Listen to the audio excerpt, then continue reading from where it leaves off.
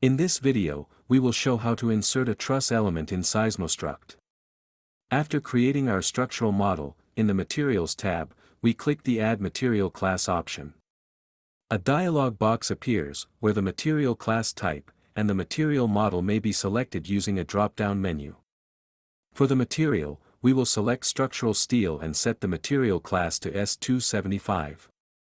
And we click OK. Next, we select the Sections tab.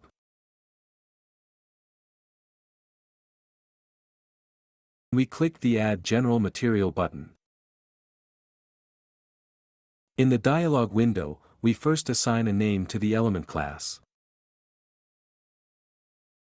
And we click the drop-down menu in the Section Type field. Here, we select the CHS type.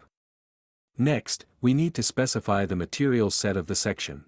We click the drop-down menu and we select the S275 properties. Once we have defined the section properties, we click OK. Moving to the Element Class tab, we select the Truss Element tab, and we click Add.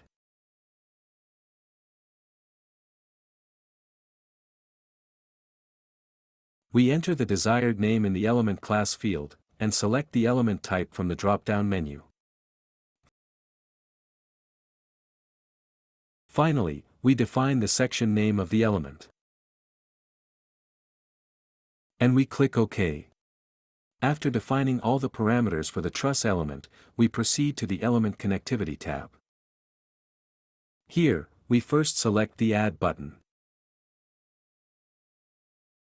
In the dialog windows that opens, we enter a name to the element we want to insert, and then we select the corresponding element class. Two nodes need to be defined for this element type, usually corresponding to the extremities of the structural member. For the first node, we select node N011, and for the second node, we select node N121. Once all nodes are defined, we click OK and the truss element is inserted into the model.